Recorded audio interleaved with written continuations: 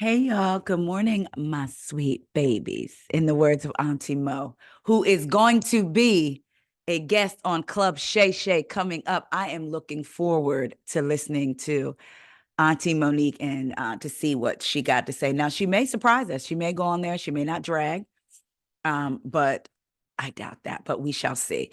But I'm coming to y'all this morning for the second time. The first video I recorded at 7 something and kind of forgot to talk about something I wanted to talk about. So I was like, let me come back. I do want to start out by thanking every single person who has subscribed, commented, subscribed to the YouTube, and subscribed to the podcast, the audio version, What Else Is Going On, where you can find all of your podcasts. Thank y'all so much. I don't take it for granted. You could be watching anybody, and I appreciate you watching this video. I truly do. I appreciate your support. Now, I want to talk about some Bravo news and a little bit of Grammy news, and then I will be out of your way until later. First up, the news heard round the Bravo sphere. Miss Kandi Burruss is leaving the Real Housewives of Atlanta. So, Kandi Burruss announced that she will not be returning to the Real Housewives of Atlanta, the Bravo reality series she has appeared on since 2009, y'all, 14 years. I believe Kandi came season 2, and I think she's the longest running consecutive housewife so far. She discussed her decision with editor Mark Malkin for Variety's On the Carpet, presented by DirecTV at the Grammys on Sunday. I'm not really keeping up right now, she said when asked about the show. I'm not keeping up. I already said it, so I'll tell you. I'm sorry. I decided I'm not coming back this year. It's been 14 seasons and they allowed us to sit around for a little too long. But during that time, I had started working on a lot of other things and I got some nice big projects coming soon. So I'm super excited about those things. But it's not just that, she continued. It's just like after you really have time to think. And a friend of mine was like, why do you keep doing it? And I was like, well, I think because I've just been doing it for so long, it feels weird to not do it. So I was just like, you know what? I'm going to take a break. I'm going to take a moment. I'm not coming back this year. Then Variety gets a little shady. It says, after the largely lifeless season 15 of The Real Housewives of Atlanta concluded in September of last year, Bravo made it known that the cast would be retooled, if not have a top to bottom overhaul, as it had happened to The Real Housewives of New York City before its 14th season. It's believed that the network is close to announcing the show's new cast and that it won't be a full reboot. A few key cast members will return. So I've said it before and I'll say it again. After watching the Real Housewives of Atlanta panel at BravoCon, I was like, I'm ready for some type of reboot. Before I was completely against it, no, but now I'm like, I'm ready. I just hope they do Atlanta justice. Atlanta has always been my favorite, my heart, because it's what brought me into the Real Housewives franchises, and Atlanta was always very, oh, my family's from the South. So like, oh, there's auntie, there's my cousin. I could see some people that I knew in some of these women's and some of the things, that they did. And it just felt very familiar. I will say, I wasn't sure if Kandi had decided herself, because you never know, right? Some housewives we hear didn't get their contract renewed. Some decide to walk away. But I was watching Carlos King's video today, and he said that he knew this information days ago, which of course you did, Carlos, right? You're in the know. But he said that he could exclusively confirm that Kandi did make the decision to walk away herself, that it wasn't her just saying this. Because, Bravo will give the cast member that's not going to return the opportunity to say, I have decided that I'm not going to return. So she said she's taking a break. We shall see. I wish Kandi all the best in all of her endeavors. And she actually really does have stuff going on. Now, I know, child, that $2 million check was probably some nice little extra for her. When you break it down, let's say they did 21 episodes a season. That's like $95,000 an episode. But we know that Kandi is going to be just fine on her own. So I guess congratulations to Kandi for moving on with different projects. She said big projects that she's excited about. We shall see. I do wonder if, well, I'll say who else, because I don't know. Did you guys watch Kenya's most recent interview where she said that they asked her, was she looking forward to coming back? And she kind of played a little coquettish and was like, well, she didn't say she wasn't coming back. And they said, well, we heard the entire cast has been asked back. And she said, that's not true. That's not true. So I do wonder who from the old guard is coming back. We shall see. We don't know. I am looking forward to seeing who they announce. I guess, does that count out Miss Gail Lewis? Miss Gail Lewis that ran up on her husband and mistress at the airport. Now, if I'm not mistaken, and y'all correct me, they've been separated for about a year, right? And then I guess she happened to be taking the same flight and saw them. Gail had us on her side, like, listen, we ride at dawn, pumpkin, what is going on? And then we find out that quite possibly Miss Gail, 30 years ago, was allegedly maybe seeing him while he was married to his first wife, even though she kept encouraging him to go back to his wife. She said she might have been seeing him too. So does that count out Miss Gail Lewis? Because she's friends with Kandi. And I know there was a lot of talk like she was auditioning. Maybe it doesn't count her out. Maybe we'll see Miss Gail Lewis season 15. Who knows? But good luck to Kandi and her family and everything else. We know Candi's going to be just fine. Speaking of some housewives, let's get into some lawsuits. My girl, Candyland, Miss Candiace Dillard.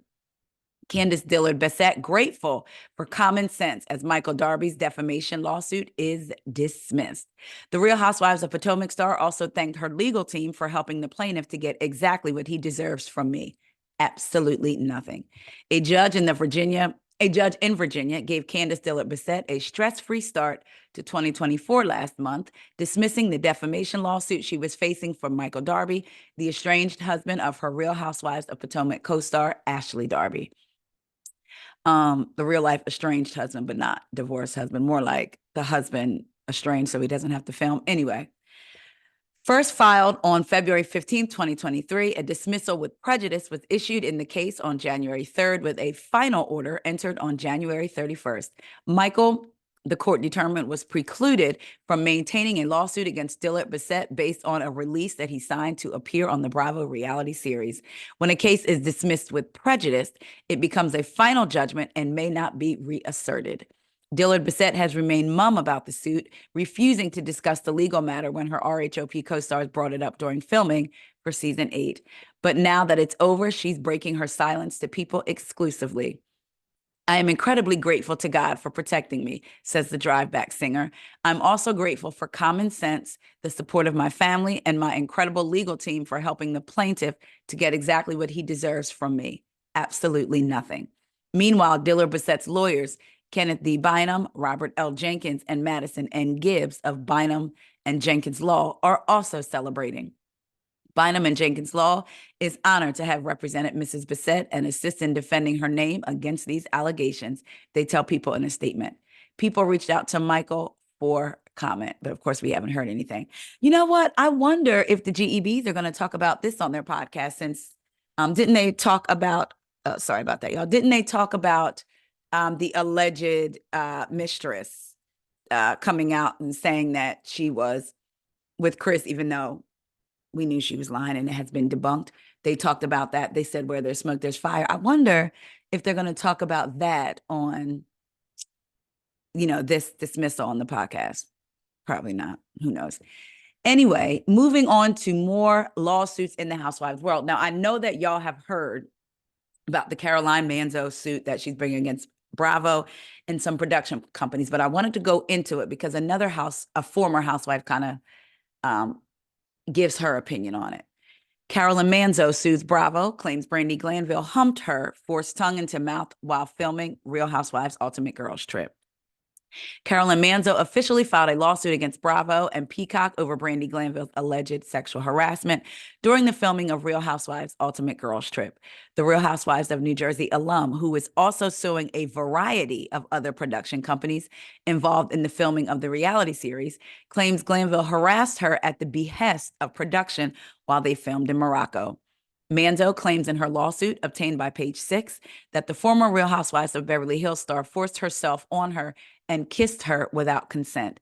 Glanville then proceeded to mount Manzo on the couch, holding Manzo down with her body, forcibly squeezed Manzo's cheeks together, and thrust her tongue in Manzo's mouth while humping her, the documents state.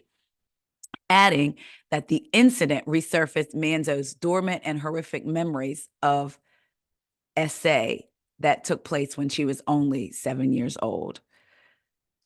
The reality star also claims that Glanville forced her vagina against her back in a separate incident. Days later, Manzo flew home to the U.S. and claims production filmed her all the way to the airport with hopes of gathering more drama to increase their ratings. Defendants, including Bravo, regularly ply the Real Housewives cast with alcohol, cause them to become severely intoxicated, and then direct, encourage, and or allow them to sexually harass other cast members because that's good for ratings, the lawsuit states. Caroline Manzo is a victim of those harmful actions. Notably, Caroline isn't suing Brandy. She's going after Bravo, production, and showrunners for allegedly encouraging Glanville's sexually offensive and harassing content. Manzo's lawsuit also includes tweets from Glanville's X account that showed the Bravo celebrity leveling her own allegations against the network. Manzo is suing for negligence, sexual harassment, sex gender discrimination, sexual battery, and other causes of actions that she says violate state laws in California and in New York. We are outraged by Bravo, Peacock, and NBC's conduct and look forward to having the issues decided by a jury. Sexual harassment should never be entertainment, Manzo's attorney, Derek Smith, tells Page Six in a statement. Now, I want to jump on over to a castmate on that Ultimate Girls Trip season, Miss Camille Grammer. Camille Grammer says Caroline Manzo went too far with lawsuit, claims RHONJ alum and Brandy Glanville were getting along. Camille Grammer thinks her Real Housewives Ultimate Girls Trip season 4 co-star Caroline Manzo has gone too far with her harassment claims against their castmate Brandy Glanville. We know that, again, Caroline filed the lawsuit. We know why. Camille says, we all think Caroline has gone too far with this lawsuit. I wasn't in the bathroom when the so-called alleged event happened, Grammer clarified, before adding, what I did see was the two ladies laughing and getting along. I'm going to go back. She says, I wasn't in the bathroom when the so-called alleged event happened. What I did see was the two ladies laughing and getting along. That irritates me because you weren't in there, so you don't know what happened. And everybody reacts differently.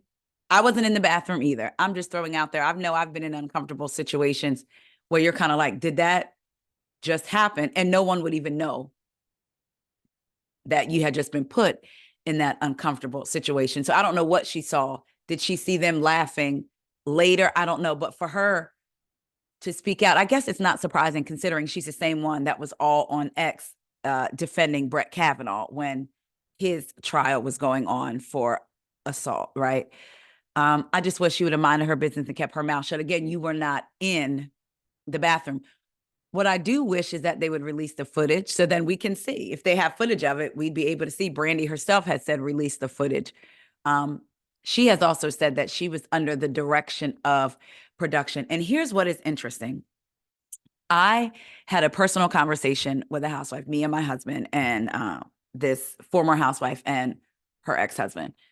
We had a conversation. And I remember my husband said, how do you really forget the cameras are there? Because you hear reality TV people say, oh, I forget the cameras were even there. And he said, is it really possible? And she said, it's not like the camera is in your face and you see the camera, so you have no chance of forgetting. She said, sometimes they can be across the room.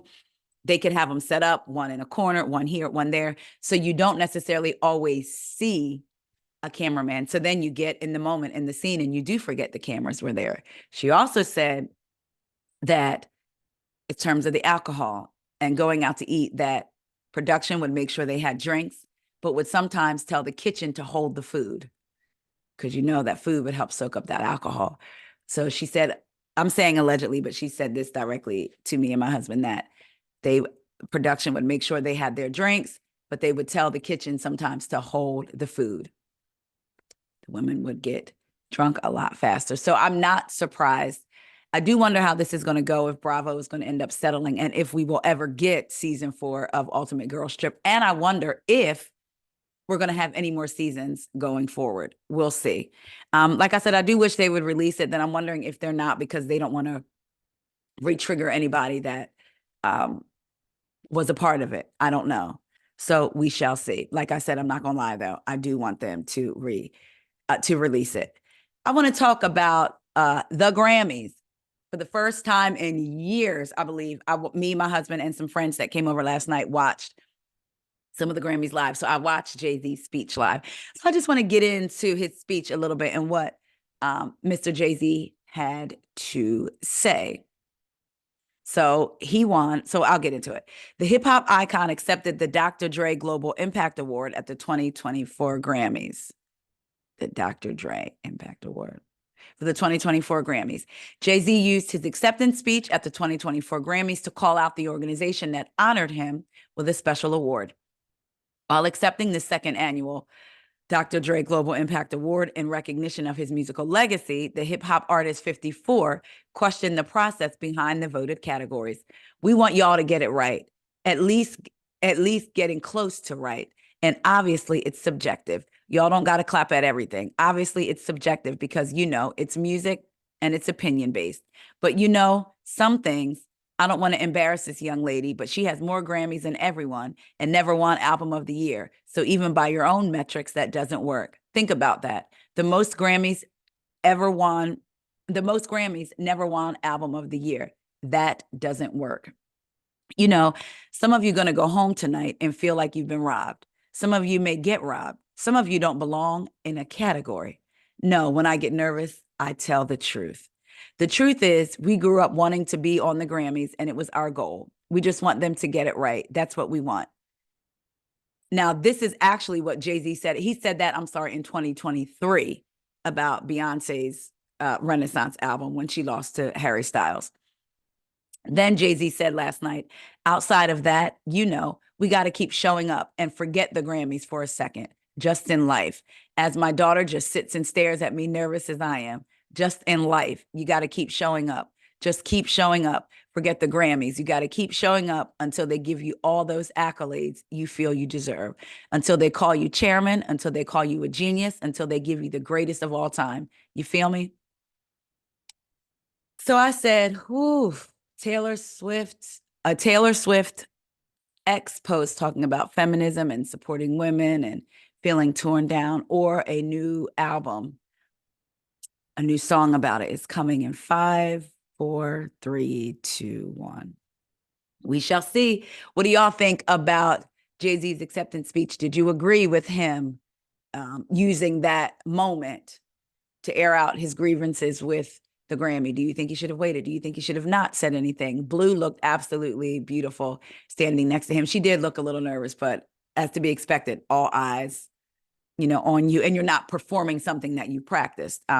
But she looked definitely beautiful. So y'all let me know what y'all think about Jay-Z, his speech. Do you agree with him? Do you agree that by their own metrics, it doesn't make sense that, I believe Beyonce's won 32 Grammys and has never won Album of the Year. We do know that Taylor did win last night. What do y'all think about Candiace and the lawsuit being dismissed?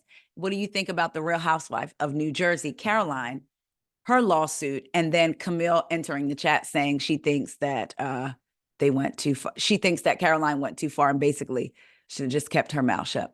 Let me know what y'all think. I love y'all so much, and I will talk to y'all later. By the way, I will be recapping, just so y'all know, Love and Marriage DC.